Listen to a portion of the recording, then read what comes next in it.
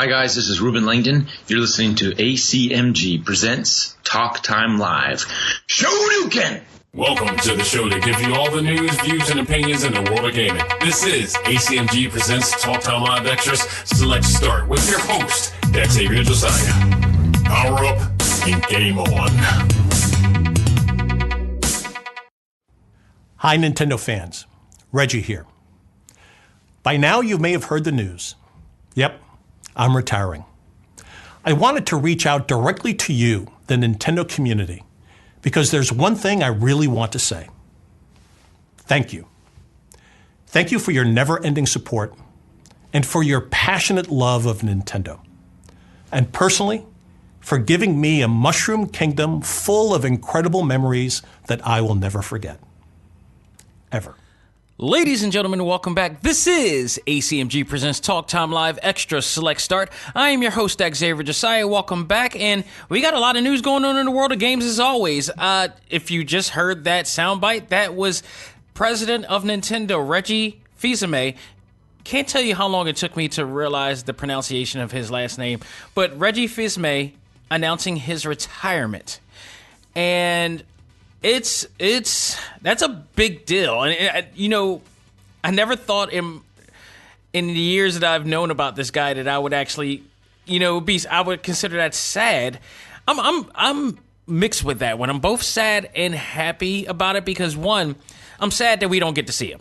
And I say that because when he first premiered, I believe at an E3, and they introduced him when he, as the president of Nintendo all those years back, over a decade back. And he just came off he's a very charismatic guy, but almost too charismatic to a point that, he kind of weirded you out. Almost the same way, I guess, that I did when Missy Elliott, first premiered back in the day when Puff, brought her out and introduced the world to Missy Elliott. And she had a style in a way that was not seen anywhere in hip-hop before. So it kind of weirded you out, but as you gradually started learning more about, her music and everything from there, you started digging how really talented she was and how, not even just talent, that woman is a genius in producing, songs and such. So I've grown into her and became a huge fan of her. I say the same thing about Reggie Fils-Aimé. I think he's assimilated himself into the world of Nintendo, and we've adapted to his ways and such, and we've seen how dedicated this guy has been, how much of a real fan he is to not only just Nintendo but gaming in general. And my goodness, yeah, I'm gonna miss that dude. He's worked for this company, I believe he said 11 years, according to the video. And yeah, he's done a lot. He's done a real great job with the company. The company's only grown exponentially through his tenure with the company. And I gotta say, he'll be heavily missed, doing so. But I am happy about the fact that he is retiring he's going at a high point of Nintendo right now. He's leaving Nintendo at a very high point. So, it'll be interesting to see what this new era of Nintendo, especially Nintendo, US, is going to end up being like now that it is under the new president coming April, which is Doug Bowser. Reggie will still be the president up until April, and then Doug Bowser, it takes over. Doug Bowser has been seen in events and such as well. He's, they kind of, now that you see it kind of makes sense. He's kind of smoothed his way in. So we've gotten to see eyes on him, and I think that was a really good way. So it's probably safe to say that this has been in the works for quite some time. And now that they got him in there, he's going to, they're passing the baton to Doug Bowser, which, by the way, you can't find a better guy to hire than a guy named Doug Bowser. How convenient was that for them to actually get that guy? I like to believe that he changed his name specifically because he wanted to work with Nintendo, but it just happened to, they happened to luck out on that one. They got a guy named Doug Bowser. He's really good at what he does, and he's taking over as president. So we're going to get to see what he's going to be capable of and his charisma and how, it's going to be interesting because, Reggie has made an impact in a lot of people. He's become a fan. He's become sort of an icon to this company.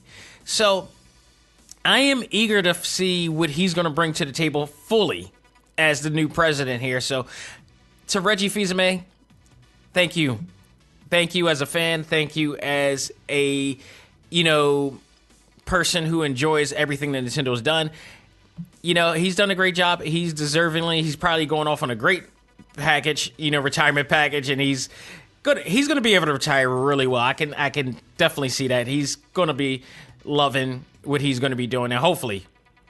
So, but he said he's retiring as president, but he remains and always forever be, more importantly, a fan of Nintendo. So it was a great.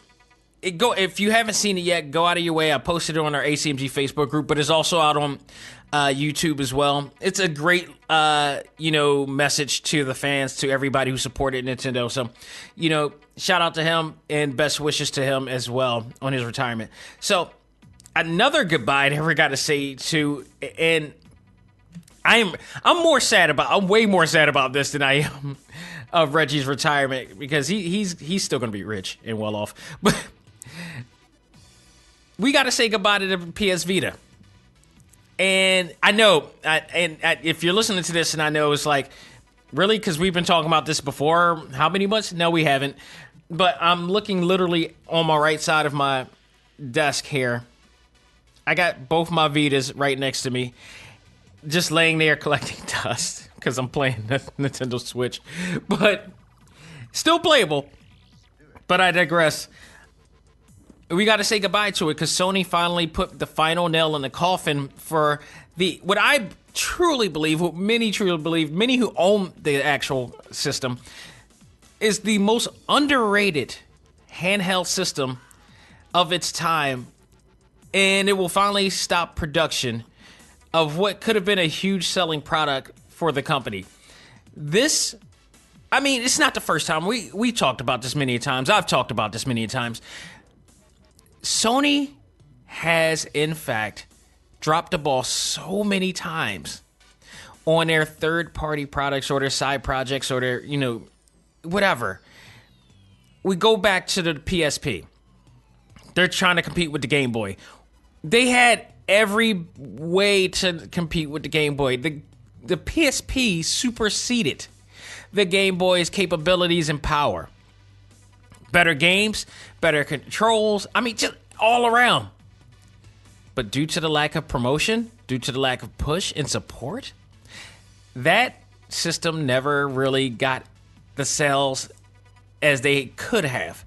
Meanwhile, you see Nintendo during the Game Boy era, the Game Boy Color era, their DS era, their Game Boy Advance eras, all that still selling really well. I totally, in my heart of hearts, put the finger on the promotion side of it. They promoted it for those that I believe who are wanting to know or understand promotion. This is a clear example because you got a product that Nintendo, as good as it was, all the Game Boy Advance, the Game Boy Colors, the DS, and all those, as good as they were, the PSP actually is a much more powerful system yet because Nintendo kept promoting it, kept pushing it, kept advertising it. That helped that system still make a lot of sales and in point supersede anything, the more powerful system in PSP.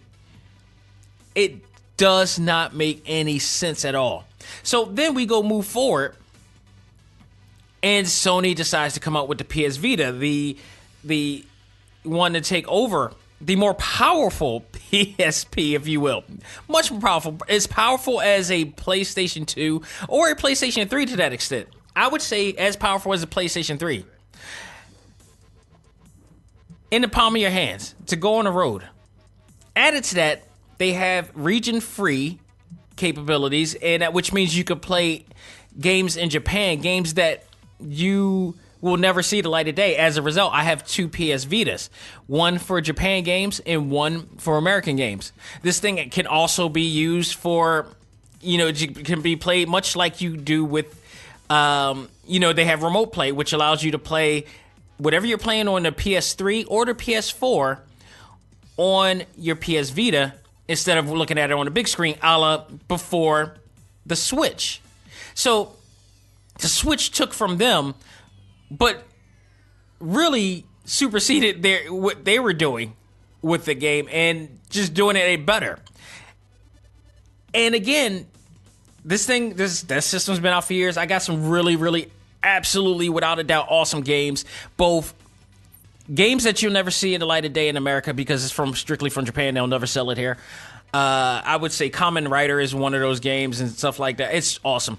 And all the Super Sentai, games that are on there. And then you have, old school, a huge library of PlayStation 1 games and PlayStation 2 to that extent. I said I owned Rival Schools 1 and 2, which is in Japan on sale at their PSN library in Japan. The original Guilty Gear, just so many games. It is insane that is in this system that they could have advertised immensely. And they never did. They never did it. They never pushed it out. It never came into fruition. There's a lot of games in America that are awesome in the game. God Eater 1 and 2 is awesome in this game, in a system. That's how I found out about the franchises from that. There's so many awesome games. People could argue this or not. What is the other one? J-Star Victory versus Plus was played on there. I love the game in particular. There are a lot of people who bitch and moan about it, but they don't have a social life either. But so that's a whole other thing. But I digress. But the fact of the matter is, the system is way capable of competing with anything that any other system had, and that's including Nintendo. At least up until the Switch. They had every opportunity. But even when the Switch is being heavily advertised, the DS, the 3DS, and the 2DS, which came later, are still heavily advertised. They're still being pushed with games that are coming out. You watch Nintendo Direct, and they still are bringing out games because now, instead of just getting rid of it, they're catering to it for younger generations. Now the younger generation can play, these really cool games that we were playing, while the older generation and demographic will play the more complex and more extravagant games, that we are able to play. Plus, they can play that too. It's more family oriented, but that game is for more oriented. But now they're catering. You can see on their promotions that they're catering the 2DS and 3DS for kids, still making money off it. Why does Sony always drop the ball on this? I don't know. And even now, PSVR. When was the last time you heard anything about that system? That system that they're charging $250 to $300 for? And you mean to tell me that you're not going to push this product and give me some really exclusive games for this gameplay? Are you freaking kidding me? Fool me once, shame on you. Fool me twice, shame on me. And I hate to say it, as much as I love the PS Vita, shame on me. Because as great as I know that system is, and a lot of people that has owned it knows how powerful that system is, it's disheartening to see Sony actually not put too much emphasis on something that they make us spend all that money in to do. So, with that said, this game, and we knew this was coming. We knew this was coming sooner or later, but it's on its last leg, and at least I can tell you this. All the games that you have for the system, you should still be able to play. Like, that will never go away, to my knowledge, because the PSP is gone, but the system is gone, but the games are still there. I'm still up. I can still download games on my PS Vita from my that is a part of my PlayStation portable library. So that's all still there. You have no trouble with that. That's the least of your concern. But if you want the hardware, Amazon is going to probably be one of the only places. Play Asia is going to be one of the other places where you can actually get it. So, just get ready to say goodbye. If you're a really good collector like I am, you'll probably want to buy another system of sorts, because it might be hard to get sooner or later unless they do a classic version, which I hope they do down the line. these are games that are just sitting on the ass. Luckily, I am grateful that I still have my PS Vitas because games like Def Jam Fight for New York, I still own. And I always say that. But yeah, I do own that. Strider 2, I own that. All of that's in there. And I'm able to play all of that on a PS Vita. So, I mean, there's still some love for those. But it's just sad. It's really, really sad. And it's hard to want to, invest in anything that PlayStation comes out with that's not the main console. They always focus on their main console. Thank goodness for that. But other than that, it's like if they try to do some third party gimmick or some side gimmick, product, me personally, I find it hard pressed to want to invest in it. If you're listening to this, you got to use as much as we love it, you got to start using critical thinking in this part. Is that the best thing for you to do? So you definitely want to go in and check that out as well. So rest in peace, PS Vita. We knew you well. Let's go into other news. Square Enix announces a big surprise game release coming in 2019, that is.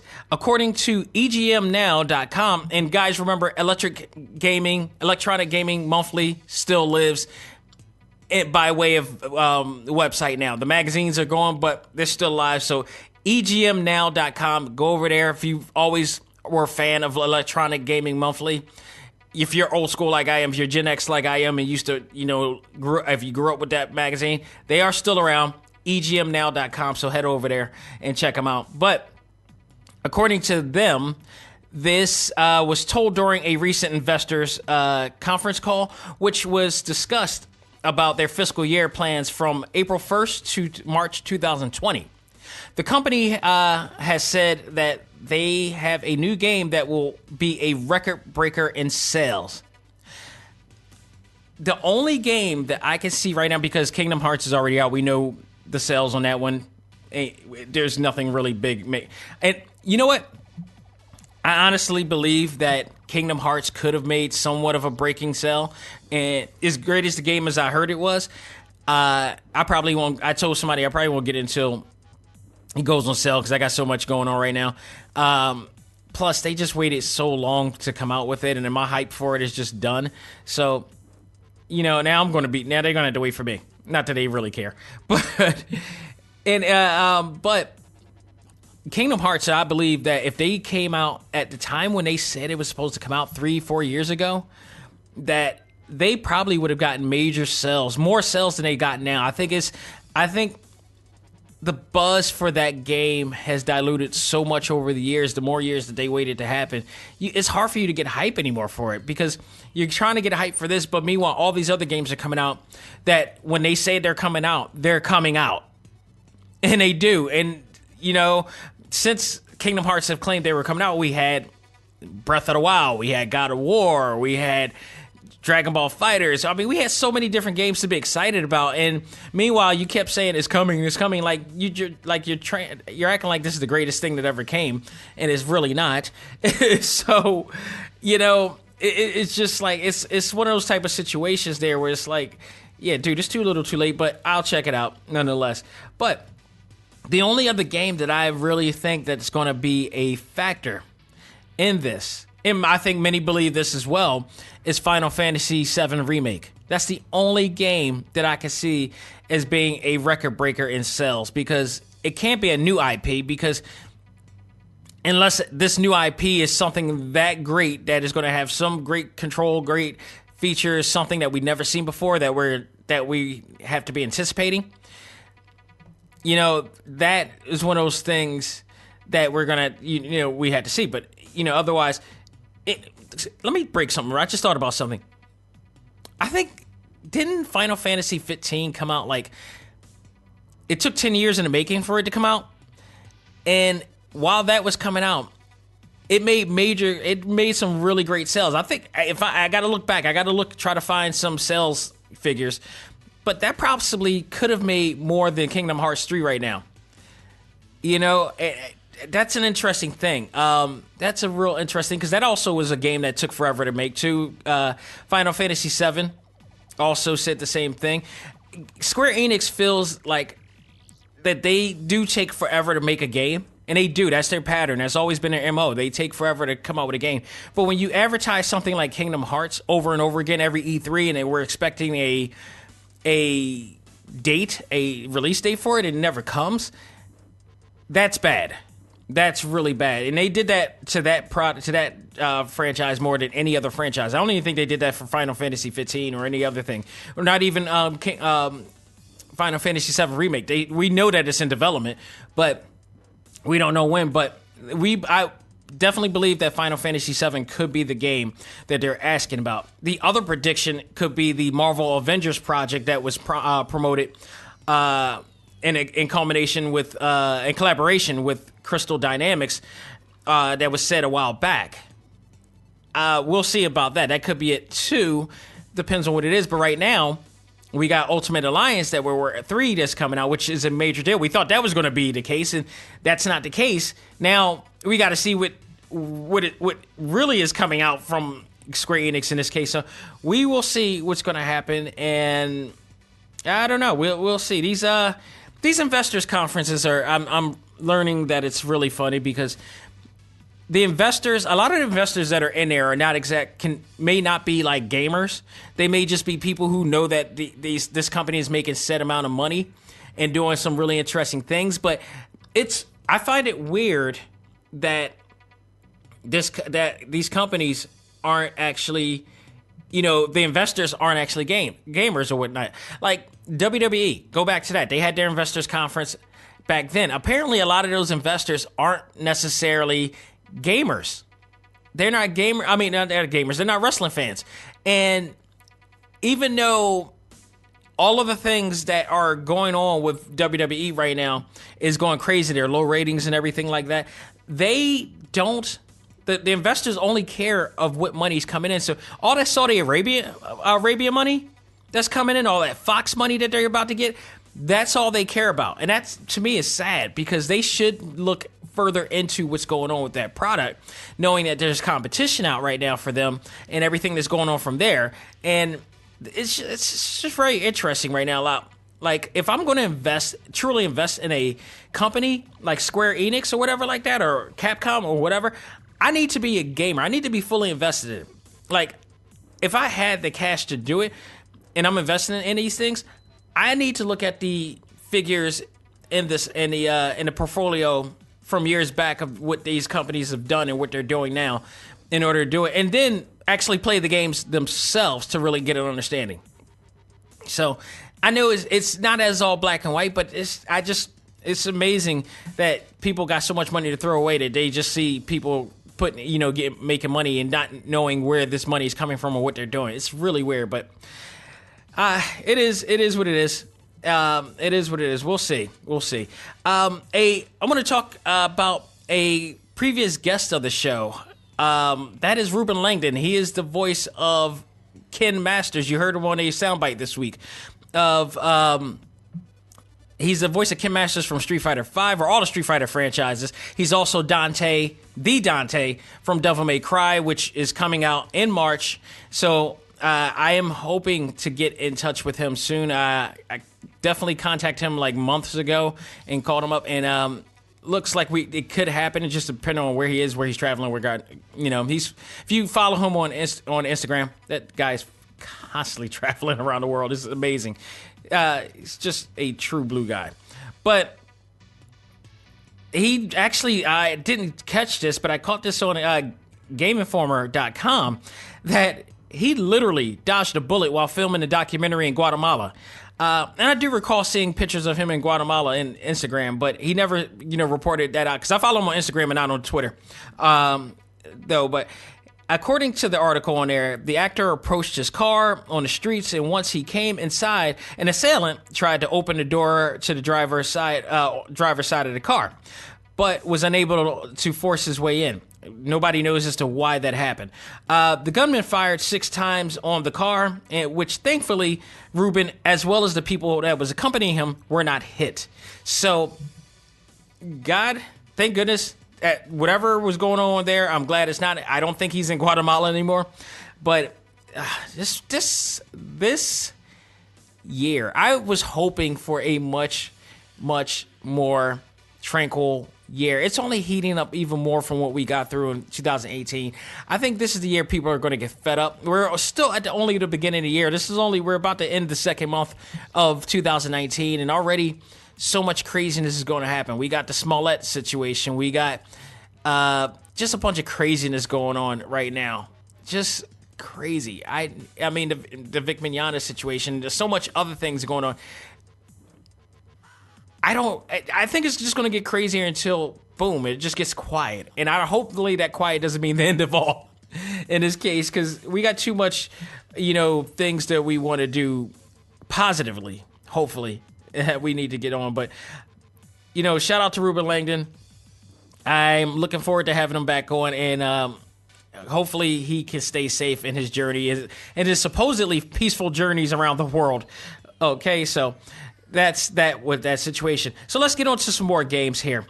King of Fighters 2003 just released on the Nintendo eShop this week.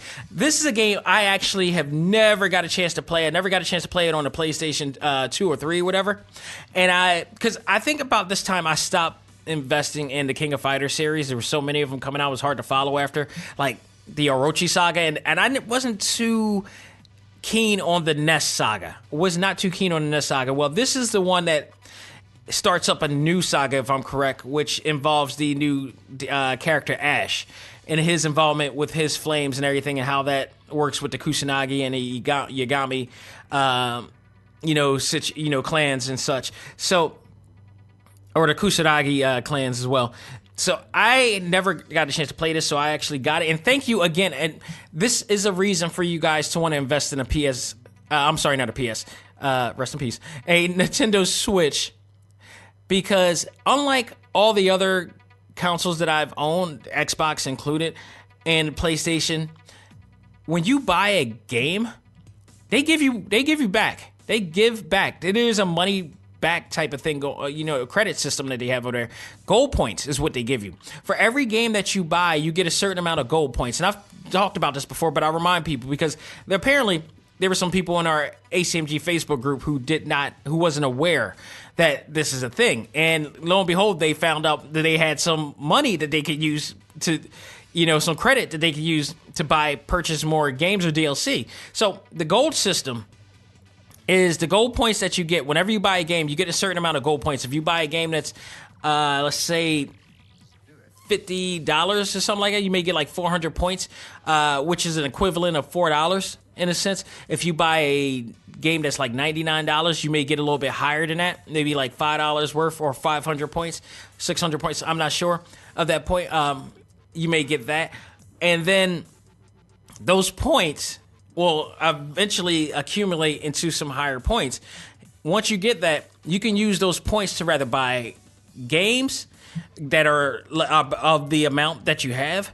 Like say, if I have 800 points, I could buy a S&K game, which is like $7.99, and never have to pay out of my credit card for it.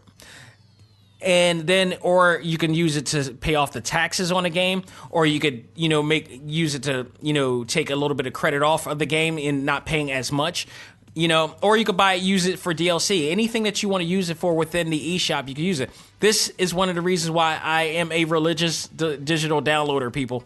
And with that, I had enough to, take off for 2003. So I only paid like $3 for the game, which is like $7.99, which is still, in all essence, it's not that much money, not that much, but still, the less the better. So I got it, I played it. I didn't realize for the first time ever that the game has a tag feature in there, which is awesome.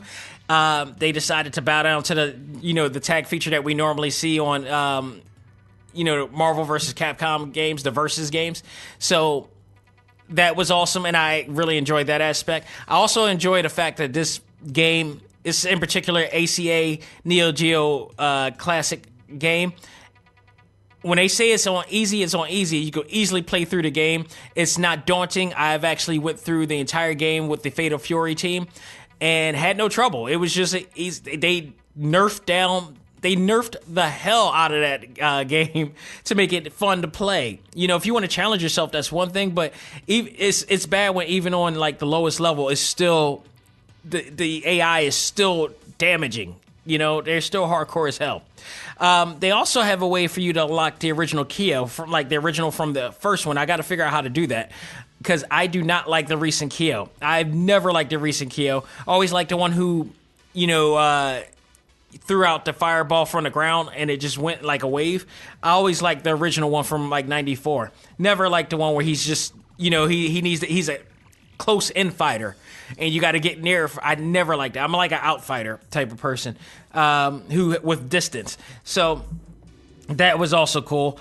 The only thing I would say about this game that I hated is the fact that the text is way too fast. And I got to look at the settings, because there may be a way that I can slow the text down, but the text in the game, when you beat the game and you see all the cutscenes and everything, I never understood why S&K thought that it was a good idea to let them just flash right by. You barely reading what the hell you're reading here.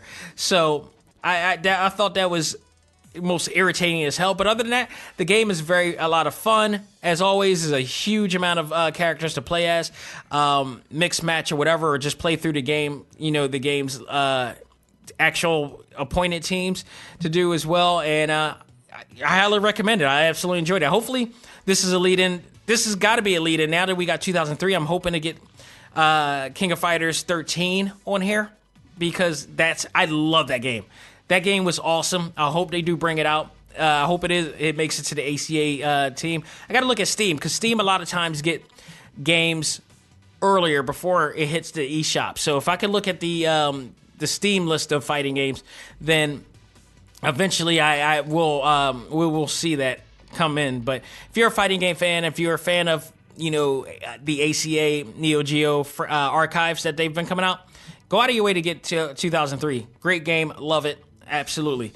So another thing, a bit of news before I get into the review that I have, which is BlazBlue Central Fictions for the Switch, is that game Guilty Gear 20th Anniversary Pack is coming May 17th. We spoke about this a while back, that they're doing this, and they're celebrating the 20th anniversary of the original Guilty Gear, and by giving you both the original game as well as Guilty Gear XX Accent Core Plus R, which I believe I have both of those on the PS Vita, because I had Accent Core during the PSP era. So again, I was able to download that onto the PS Vita. But for those who don't own the game and have it on the Switch, you get one it here. Not only that, a Day 1 edition is coming for the physical copy buyers.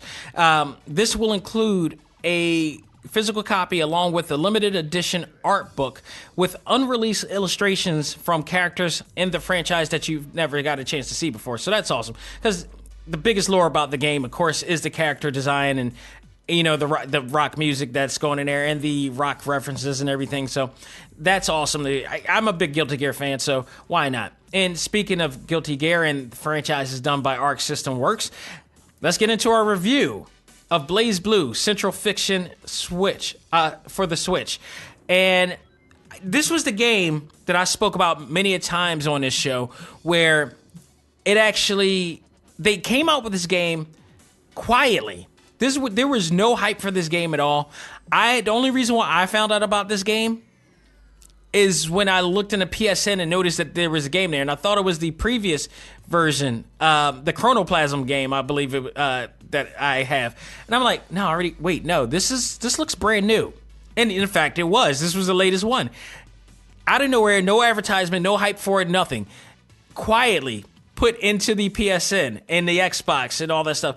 And I'm like, why would they do that? And I never understood why they did this. To this day, I still don't understand why they didn't push this as hard as they normally did. I mean, there was no hype for this game. I didn't even read it on like Game Informer or any other sites that I've ever seen. There was no hype for this game.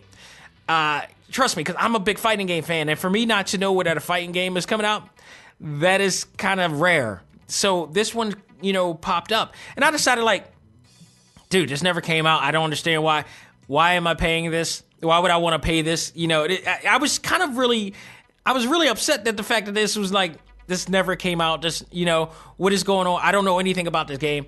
So, and this was at a time when I was buying so many other games. I was like, no, you know what? I'm going to hold off until this thing goes on sale. For one thing, this thing never went on sale on the PlayStation Network. It did recently for a short amount of time when you own the PS Plus. There was a deal for it to go on $30. That's just the game itself. That's not including any of the DLC or anything else that's coming out. So I'm like, no, I'm still skipping this. Unbeknownst of anything that's going on with this game. Still skipping it.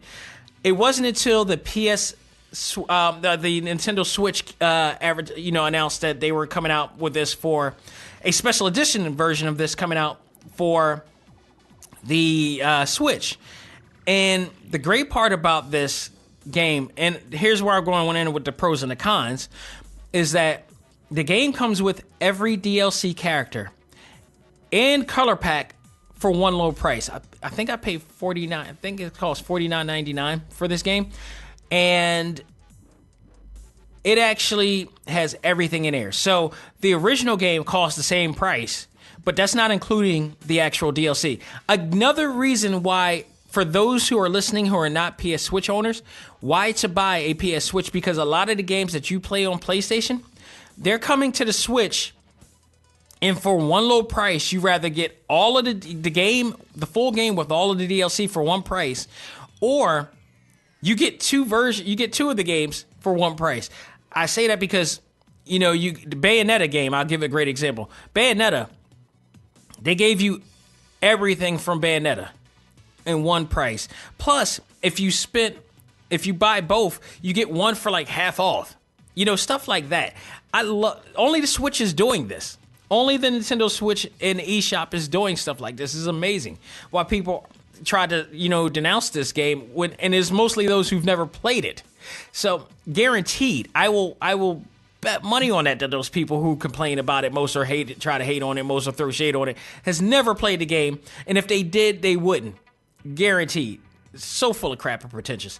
But the other thing that's great about this game is that it always provides an extremely deep amount of content for fans of the series to engage deeply into the universe. I mean, this has been a common thing with the series, is that they've always had a deep universe. Guilty Gear especially. It started with Guilty Gear, and then when this came out, they decided to have a whole entire universe. They have a library of content and information involving not just the characters themselves, but the city that they live in, the associations that they are with, just everything. It's just so in depth.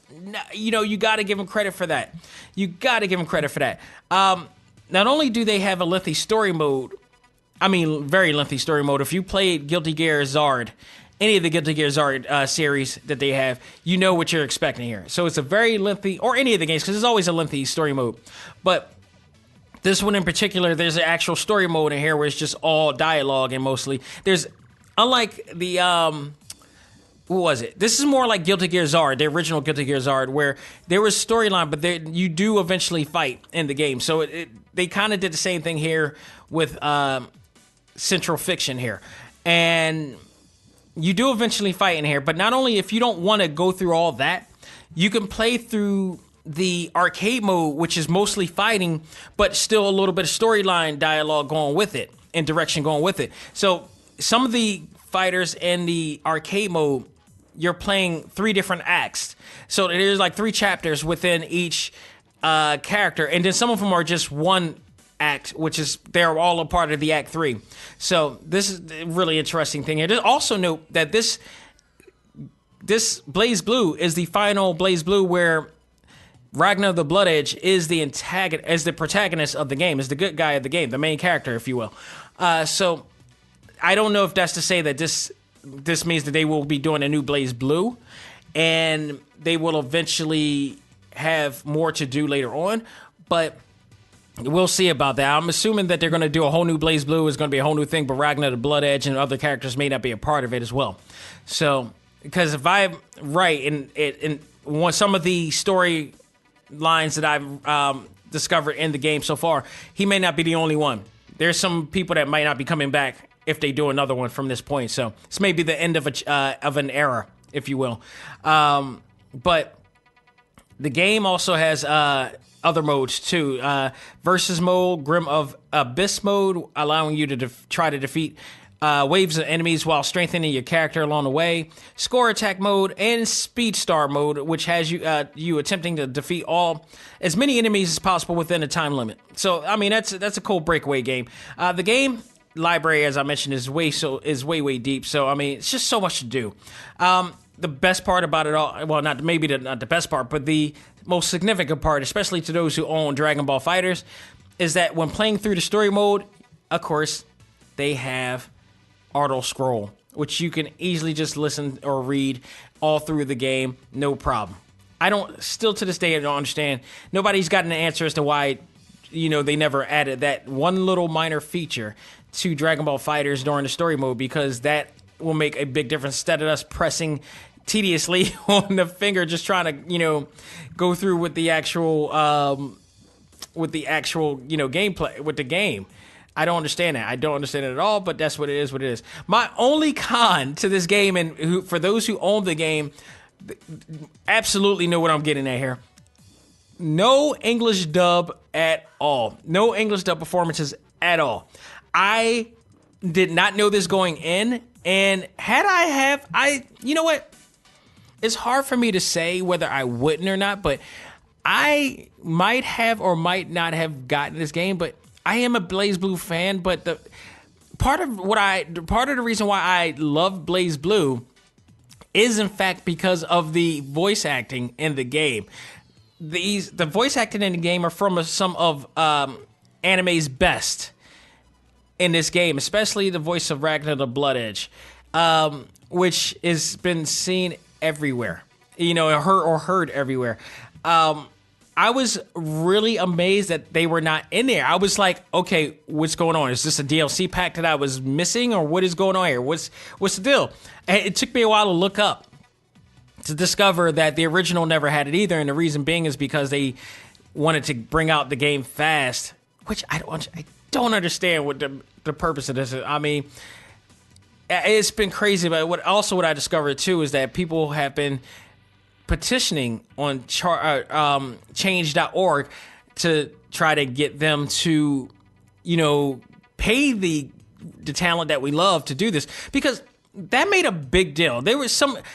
This game had some of the most funniest moments in fighting games, especially when Ragnar had his comical moments with with Tao Tao or whatever like that, or and some of the characters in there. It was just very funny. It's hard for you to get that now with just the subtitle mode and just reading it off. You don't get the same impact because they did a tremendous job with the voice acting in this. Now, being that this game came out in 2016 and it's 2019, I do not see them doing this at any time. However, it is not totally the end of the world, because lo and behold, there is a group out there, for those who don't know, that has went out of their way to show the love to those who wanted the dub version of the story mode. And a group called Heraldton Almighty 2011, which I believe is headed by one guy, but he has a group of actors that go out of their way to do a fan version of the story mode and all dubbed, and really doing a fairly good job, sounding like some of the actual characters of the game that we all recognize. So I thought it was really well done that they went out of their way to do this, and it's awesome. So if you don't want to just go through that whole entire game version, you can listen to the actual dub version online, and you could go in there, go on YouTube, and the name is Heraldton, Heroton, Almighty 2011, and I can only imagine the amount of work that they went in to do this. I mean, it takes a lot of dedication to do what they did, because they did a really good job in dubbing this. And the first episode of the dub version is 1 hour and 37 minutes. And then all of them are like 40 to 24, because it's like about 3 episodes. I can't tell you how much work went into that and how much hard work that they did into going into that. It's utterly amazing and absolutely insane, man. Kudos to them for doing it. It's awesome. So I was satisfied with that at best. But overall, despite the lack of our favorite American voices, it's hard to damn this game when they have so much to offer fighting game fans. Arc System Works has always given you your money's worth, and even without the voice acting, you know, this is still a extremely deep fighting game for everybody to enjoy. And me, as a person who used to buy imports, I can't complain but so much. But with the fact that they decided to do that, it turns their solid A into an A- for me. But still a great deep fighter for any people. And not only that, even if you're not a deep fighter and can't get down with the with the actual move sets that they have, they do have a stylus setting, so you can do easy combos and move sets and everything for you to just enjoy the game just on that aspect too. So if you want to play this game as a fan of fighting, definitely go out of your way. If you are mad about the voices, there are other ways to go about it. Or you could go get Cross Tag Battle, which for some reason has all of the voice actors back on to that one. So I did re-download that in essence. It's like, okay, I have this, I'll enjoy it for what it is. But if I really want to enjoy all of the great actors that worked on this, on the anime and this game, I'm going to watch the anime and play Cross Tag Battle with the Persona group and everything and stuff like that. So, go out of your way. But as a fighting fan, I say highly recommend it. Go out of your way and get it from there. So, ladies and gentlemen, that will do it for this episode of A.C.M.G. Presents Talk Time Live, Extra Select Start. Thank you so very much. And a shout out to my man, Matt Papa, all the way from Japan, who came onto the show representing NT Creates, and we had a great conversation about all of the new games that they're coming out with, such as the new Gunvault Chronicles that there's going to be coming out with.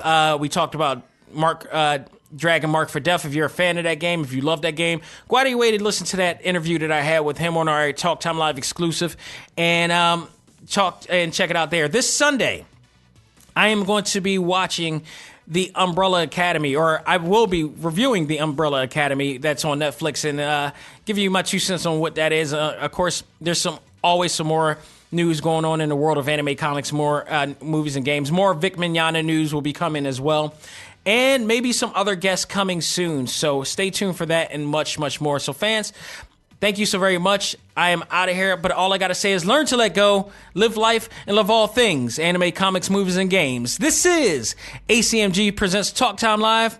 I am out of here, and I'll talk to you guys Sunday. Take care.